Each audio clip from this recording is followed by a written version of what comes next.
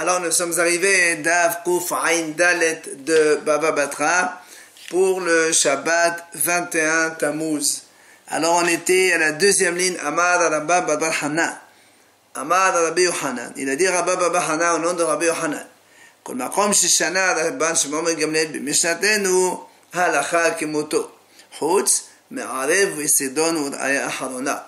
Il a dit donc, Rabba Hanan, tout endroit où dans la Mishnah on trouve Rabban Shimon ben Gamliel qui dit quelque chose, là la halakha est comme lui, sauf dans trois cas différents.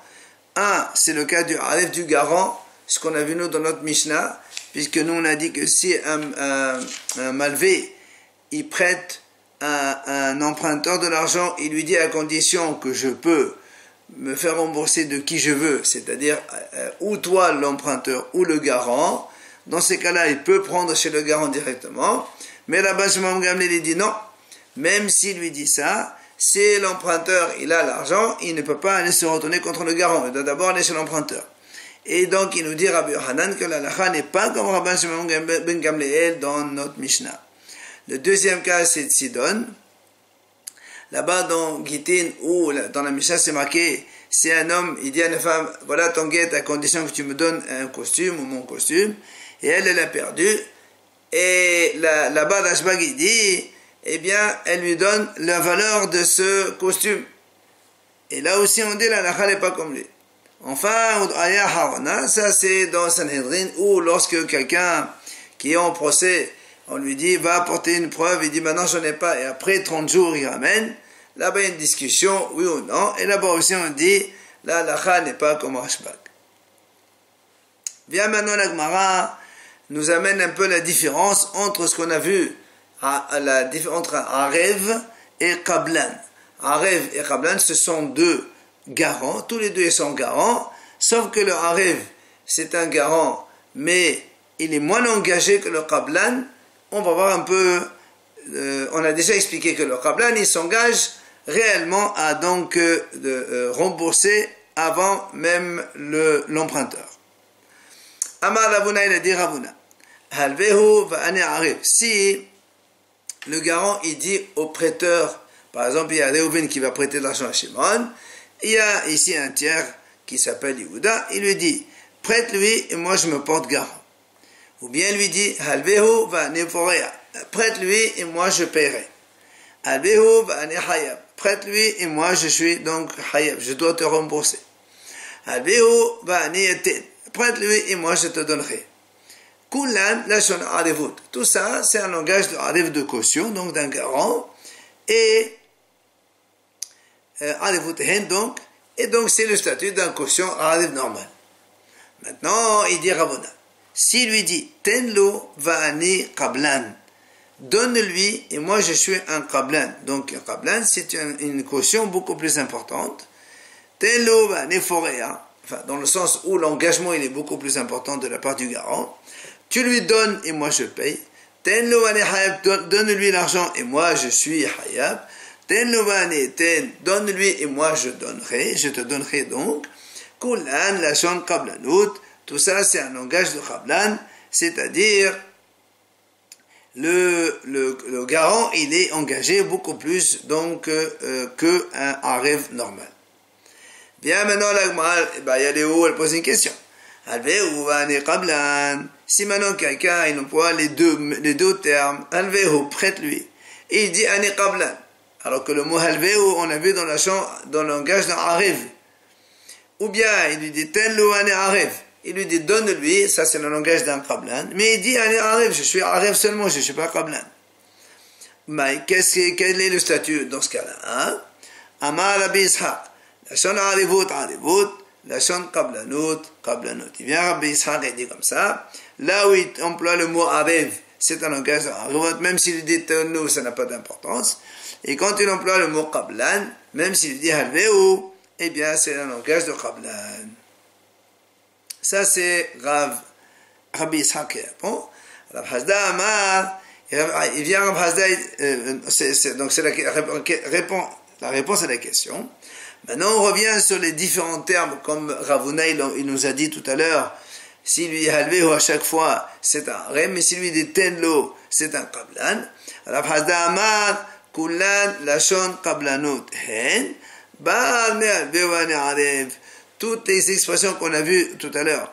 Prête-lui, je suis garant. Prête-lui, moi je rembourse. Prête-lui et moi je dois. Prête-lui et moi je donne. Selon Rav Hasda, les trois derniers termes, c'est la lashon qablanut. Quand il dit je suis hayav, je paye ou je donne, c'est un qablan. Seulement dans la première phrase, quand il lui dit prête-lui et je suis garant, là c'est arev behemet. Là-bas, lui, il dit tout le contraire. Là-bas, ma kullan lashon arevot hen, ban metenlo ane noten.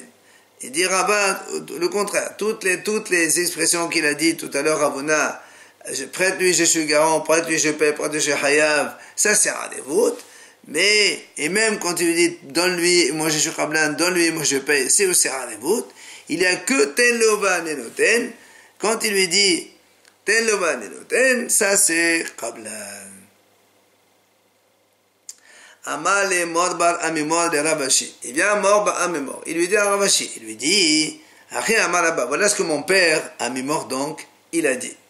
Ten lova nenoten, en la malvé an halové clou.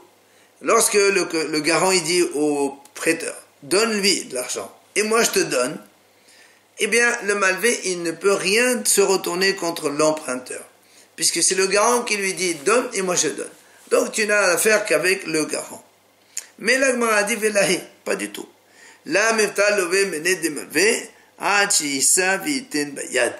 En vérité, le malvé ne peut pas se dérober, donc le prêteur ne peut pas se dérober de l'emprunteur, seulement dans un cas où, lorsque le garant lui-même il prend l'argent et il lui donne à l'emprunteur, dans ces cas-là, le prêteur ne peut avoir affaire qu'avec le garant. La Gemara nous ramène ici des faits. Il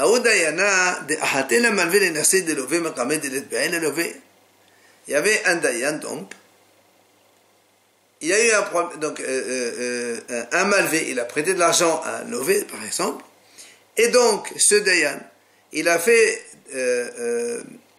saisir au prêteur un terrain de l'emprunteur, avant même que le prêteur vienne réclamer l'argent à l'emprunteur. Au lieu d'aller demander rembourse-moi, et il amène au tribunal, s'il ne peut pas rembourser, après il va saisir un terrain, le dayan, il a fait directement prendre un terrain. Alors la Gemara dit, Salqe Rav Hanin Baridé Raviva. Rav Hanin, il a donc enlevé son statut de dayanut. Amar Rabba dit, Man hakim le mabad ki hamilta. Et là, Rav Hanin Baridé Raviva, qui est hacham de faire une telle chose, si ce n'est Rav Hanin, le fils de Raviva. Pourquoi il dit? Parce que Kasaba, Nersid Devanish et le Ma'abenyate, il dit parce que de toute façon, là, quand on a un garant, c'est une personne physique qui vient. Mais quand quelqu'un il prête de l'argent à un autre, Réhouven il prête de l'argent à Shimon. Normalement, il ne lui prête que quand il a des terrains pour avoir une certaine garantie. Et donc, les biens, en fait, les terrains que possède l'emprunteur, c'est comme un rêve, c'est comme un garant, une garantie. Alors, les biens de quelqu'un, c'est ceux qui sont les garants pour lui. Or, nous on a vu dans notre Mishnah, celui qui prend de l'argent à son prochain avec un garant, il ne peut jamais aller directement vers le garant, il faut d'abord aller vers le prêteur, l'emprunteur. Et alors pourquoi toi, donc le dayan, tu l'as fait saisir avant même qu'il ait s'adresser au prêteur? Et en plus, on a établi qu'on n'a pas le droit d'aller saisir chez le garant en premier. Donc, c'est pour cette raison qu'il a donc enlevé de son statut de dayan. Un deuxième fait, Haou Arva Diatme. La Gemara ramène ici, il y avait un garant des orphelins, c'est-à-dire, lui le garant était le garant de leur père. Le père il est mort, et maintenant ce garant-là, qu'est-ce qu'il a fait? Il est allé rembourser le prêteur avant même d'avoir informé les orphelins comme quoi il y a une dette, il faut rembourser. Il n'aura pas dit, il a été donc remboursé lui-même. Amar la papa. Il vient à papa, il dit, qu'est-ce qu'on fait dans ce cas-là? Évidemment, lui maintenant, il veut récupérer la dette chez les orphelins, puisqu'il a remboursé la dette de leur père.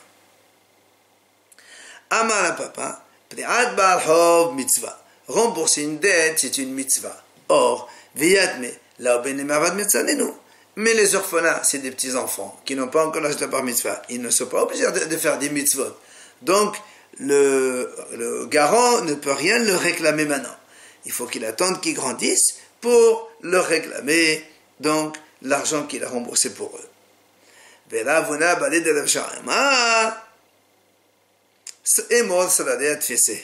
Ravuna, il dit non. Même si on dit que les orphelins, et c'est des grands, ils doivent faire les mitzvot, dans ce cas-là, le garant, il ne peut pas aller chercher l'argent chez les orphelins. Pourquoi? Parce que peut-être que leur père, quand il a fait cet emprunt, il a donc emprunté cet argent, il a laissé des biens aux prêteurs qui puissent donc se faire rembourser au cas où il arrive un problème. Et donc, qui t'a dit qu'il n'a pas déjà remboursé? C'est pour ça, selon Ravuna, il ne peut pas du tout, le garant ne peut rien récupérer chez les orphelins. Alors, la Gemara dit, puisque de toute façon, aussi bien pour un papa que le garant ne peut pas prendre l'argent maintenant, que selon Ravuna, qu'il ne peut pas les prendre du tout. Et c'est quoi la différence de toute façon? Il dit, il dit non, il y a une différence. Dans le cas où le père, imaginons avant de mourir, il dit, oui, vous savez, il dit à ses enfants, je dois donc 10 000 euros à telle personne. Et il meurt. Là, dans ces cas-là, c'est sûr, selon Rapapa, il ne peut pas, le garant, réclamer cet argent jusqu'à ce que les enfants l'agrandissent. Mais selon Ravuna, vu que, lui, il a dit peut-être qu'il a déjà donné l'argent, mais comme le père, il a avoué lui-même qu'il doit cette somme. Donc c'est sûr que les enfants, ils doivent rembourser. Et comme le garant, il a payé pour eux, donc le garant, il va aller donc se faire rembourser chez les orphelins. Inami, deuxième situation, on a dit, on voit la différence entre papa et Ravuna. Deshmatuhu ou medbeshmate. Imaginons que le père de ses enfants, il a donc le délai de paiement est arrivé, il n'a pas voulu payer, et le Bédine, ils l'ont excommunié à cause de ça, et il est mort dans cette situation. Donc ça, c'est évident que on comprend qu'il n'a jamais remboursé, et là encore, selon Rapapa, il ne peut pas, donc garant, récupérer l'argent parce qu'ils sont encore tout petits, mais selon Ravuna, puisque on sait pertinemment que le père n'a pas donné de l'argent, il peut aller saisir donc chez les orphelins. Ramène ici, on a envoyé une question de là-bas d'Israël. Si on a excommunié un monsieur et qui a donc n'a pas voulu rembourser sa dette et il est mort dans cette excommunication. Comme on a dit nous, c'est que il doit rembourser. On ne dit pas, comme il a dit à papa, ils ne sont pas des mitzvot et donc il ne peut pas se rendre contre eux. Donc le garant, il peut aller chez les orphelins et prendre l'argent. Bien, alors le moi objecte. La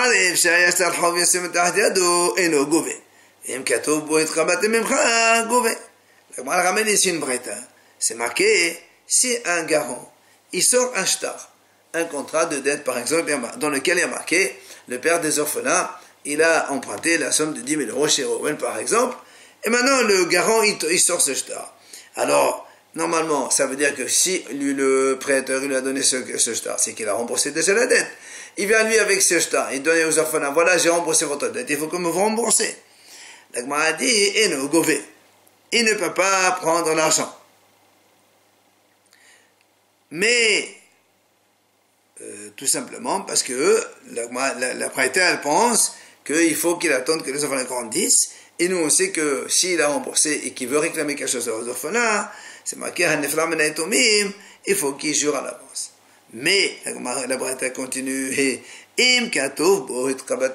si maintenant il y a marqué dans le contrat, le malvé écrit, je suis uni à avoir reçu la somme donc de ce shtar-là chez le garant, alors dans ces cas-là, c'est sûr, gové, puisque le garant, il a déjà remboursé, alors il se fait rembourser.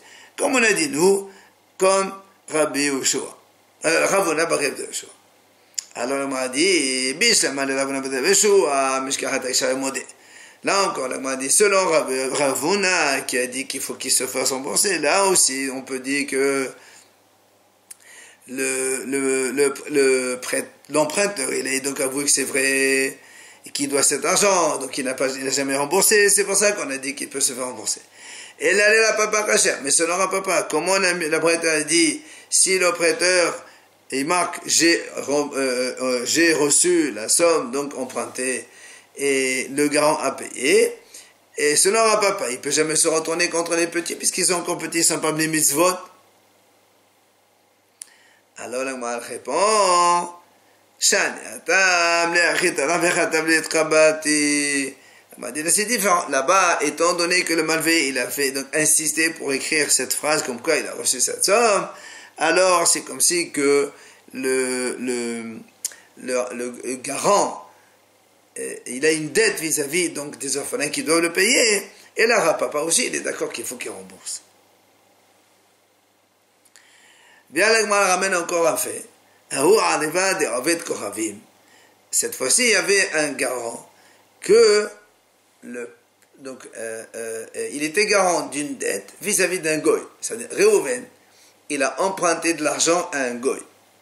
Et donc, le garant, c'était donc, le Yehuda, par exemple, c'était par des garants. Maintenant, Réhouven, il est mort. Et le garant Yehuda, il a été remboursé le goy, mais avant même d'aller réclamer quoi que ce soit aux orphelins, il a été donc remboursé le goy. Il vient à Mordechai de Ravashi, évidemment maintenant le garant il veut prendre son argent chez les orphelins. Alors il lui dit voilà ce qu'il a dit à Vimi, donc on en Rava. Même celui qui a dit on craint peut-être que le père de ces orphelins, il a déjà remboursé. Israël. Là, quand il s'agit d'un Israël, parce que quand le prêteur c'est un juif, on comprend que l'emprunteur, peut-être qu'il lui laisse des biens comme ça, au cas où il n'arrive pas à rembourser, il se prend ça donc sur ces biens-là. Mais, aval en fait Koramim, qui va débattre dans les bases, mais le goy, comme lui, le goyim, chez les goyim, ils peuvent aller directement chez le garant pour prendre l'argent. C'est sûr que le père ne va pas donner donc des biens. Donc, c'est pour ça que dans ce cas-là, c'est sûr qu'il peut aller se faire rembourser chez les orphelins. Alors Amalé, il lui dit, Ravashi, Abraham Mordechai, il dit au contraire, à Draba, même selon un papa qui a dit on ne craint pas qu'il a déjà remboursé. Quand est-ce qu'on dit Hanibel Israël? C'est quand c'est un Israël. Avalov de Kohavim. Qui va dire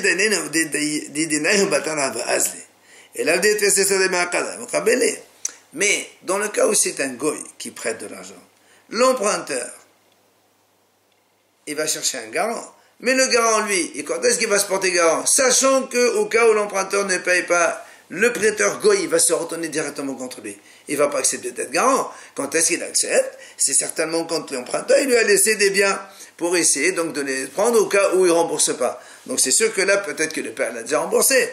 Et peut-être, donc dans ce cas-là, il ne faut pas que le garant, il aille se faire prendre l'argent chez les orphelins.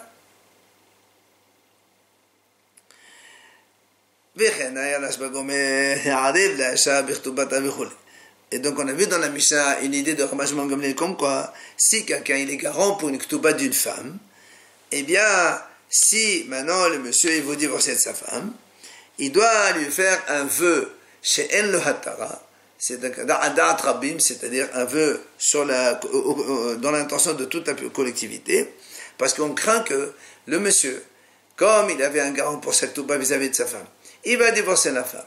La femme, elle va réclamer la ketouba, il l'a pas. C'est le garant qui va payer. Et après, le monsieur récupère sa femme et donc ils ont pris l'argent du garant. C'est pour ça que Rashbag dit il doit faire un vœu. Un vœu non annulable, comme quoi il ne peut pas récupérer sa femme. Et là, Gmarano raconte cette histoire. Moshe bar Asri, il y avait un juif qui s'appelait Moshe bar Asri. Il s'est porté garant pour la ketouba de sa belle-fille, c'est-à-dire son fils, il s'est marié avec une femme, et il est garant que si il divorce cette femme ou il meurt, et c'est lui qui paye la ketouba à cette fille-là. Et c'est qui son fils? Ravuna, c'est Ravuna. Le problème, c'est que il était il avait des difficultés financières, donc il n'avait pas de quoi manger. Amar Abaye, il a dit à Abaye, les cas des Nézines, il n'y a pas quelqu'un qui pourrait donner une idée à Ravuna. Il lui dit, dénégation les deux, va divorcer de ta femme. Et alors, après ta femme, elle va aller chez ton père pour aller prendre Aktuba. Et après, et tu la récupères, comme on a dit dans le Mishnah. Alors Rabba lui dit, qu'est-ce que c'est quoi cette idée? On a bien vu dans la Mishnah justement que s'il divorce, il doit aller faire Neder Adat Rabim, qui ne peut jamais le récupérer. Et alors? Donc ça sert à rien. Abaye, qu'est-ce que tu crois toi? Ceux qui vont faire les guitimes, ils sont obligés d'aller au Bédine, ils font un guet par un sofer, ils donnent devant deux témoins, c'est terminé. Donc, qui a dit qu'il va l'obliger à faire un Neder? Donc il peut faire ce coup-là, comme ça il aura un peu d'argent pour vivre. Les sauves, l'Agmara dit, à la fin il s'est avéré que Ravuna c'est un Kohen. Et donc s'il divorce de sa femme, il ne peut plus la récupérer. Donc cette solution ne marche pas du tout. Amar Abaye, il a dit Abaye,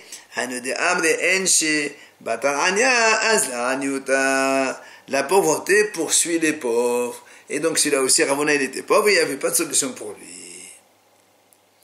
Voilà, donc ça c'est l'histoire. Maintenant l'Agmara se pose une question. Comment Abaye peut dire une telle chose? Qui pourrait donner un conseil à Ravuna? Dans l'hypothèse où on aurait pu le faire, comment il fait un conseil comme ça pour faire une ruse et donc, léser les biens des autres? Pourtant, Abaye lui-même il dit comme ça. C'est quoi un rachat rusé? Nous on a vu avant, si quelqu'un il dit voilà, je vais donner un terrain à Réhouven en cadeau. Après Réhouven, je donne à Shimon. Après Shimon, imaginons 2 ou 3 personnes un derrière l'autre. Et Rashbag il a dit, on peut donner une idée à Réhouven le premier, qu'ils vendent ce bien-là, comme ça les autres ils n'en profitent pas. Et Abaye il a dit, ça s'appelle Rachat Arum, celui qui fait ça. Alors comment ici Abaye propose lui-même? Il dit, qui aurait pu donner un conseil à Ravuna de faire ce genre de choses? Alors la Gemara répond, Beno Shane. Ici c'est le fils. Le garant, c'est le père de Ravuna. Donc, pour son fils, il peut, mais Mohel, c'est pas grave. De toute façon, il va donner à manger à son fils. En plus, et c'est en plus un Tamil Chacham.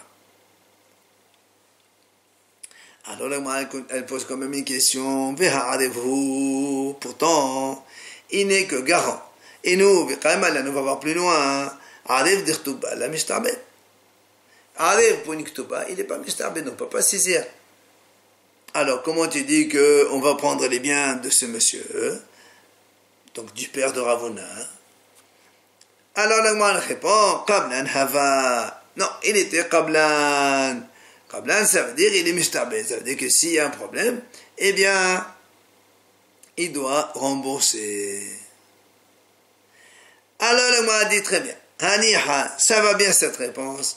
Les mains de Qablan d'Irtuba, un Qablan pour une Ktuba. C'est la balle mishtabed chapir. Mais il y a une mahlok, on va la voir tout de suite.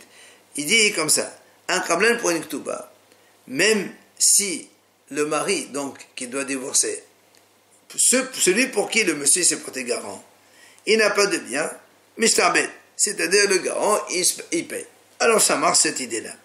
Seulement, il y a un autre man de Amar, il a la main de Amar, et il est mishtabed. Il est la mishtabed, maïka le méma. On dit comme ça. Mais il y a un harem qui pense que si le mari lui-même il a de l'argent, alors le garant, il peut être, mais il est misharbat, il est donc saisissable. Mais si le fils lui-même, il n'a pas d'argent, on ne peut pas saisir les biens du garant. Or, ici, on a dit que Ravuna, il n'avait rien du tout. Alors comment tu vas dire, on va laisser le garant? Alors bien l'Agma répond, je peux te répondre qu'au début, Ravuna, il avait des biens. Imaginons qu'après, il y avait une récolte qui a brûlé complètement. Et bien deuxième réponse, un père vis-à-vis de son fils, alors il est Meshabed, il est Mouhay, ça veut dire qu'ils seront saisissables dans tous les cas. C'est pour ça qu'on a dit que peut-être que le père de Rav Huna aurait pu donc faire ce genre de choses. D'Itmar et l'Agma nous ramène justement cette mahloquette. Arif de Ktuba. Donc quelqu'un qui se porte arif pour un garant pour une Ktuba. Devrait accord la Mishtabet. Selon tout le monde, il n'est pas saisissable, il peut pas, donc il paye pas après. Qablan de Baal Hov, devrait accord Mishtabet. Un Qablan, quelqu'un qui se porte garant en tant que Qablan pour une dette Baal Hov, donc devrait accord Mishtabet. Tout le monde est d'accord que Mishtabet, c'est-à-dire il est obligé de rembourser. Maintenant, Qablan de Ktuba ve'adid de Baal Hov.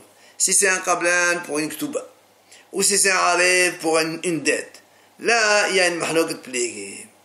Mor sabat, il était nassé le levé Mishtabed, il était le Mishtabed. Mor sabat, ben et levé le Mishtabed. Il y a une mahloquette. Un hacham, il pense, si le levé lui-même, il a des biens, alors Mishtabed, le garant, il doit rembourser. Mais si l'emprunteur, il n'a pas de biens, alors il n'est pas Mishtabed. Mais l'autre, il pense non, que l'emprunteur, il est ou il n'est pas des biens, ça ne change rien. Le garant, il est Mishtabed, il doit rembourser. Vehel Cheta. Et la Gemara conclut là, l'Acha. Aref, donc un garant, en tant qu'Aref, ben et le Mishtabed. C'est-à-dire qu'un garant pour une dette, qui soit que le prêteur, l'emprunteur, il est ou pas des biens, il doit rembourser s'il n'a pas d'argent. Sauf un Arif de Ktuba, là, il ne paye pas. Quelle est la raison? Même si le mari, il a des biens, donc le garant ne paierait pas s'il ne peut pas rembourser sa dette. Pourquoi? Parce que le garant, quand il se porte garant pour une Ktuba, il n'a pas pris de l'argent à quelqu'un. Il a au contraire fait faire une mitzvah. Il a permis au couple de se marier. Alors dans ces cas-là, lui, il n'a rien diminué à la femme. Il n'a pas pris d'argent à la femme. Il s'est porté garant au cas où il y a un problème, donc il tuera un Ktuba. Dans ces cas-là, comme c'est une mitzvah, il lui a rien pris. Alors le garant pour une Ktuba, il n'est pas obligé de rembourser.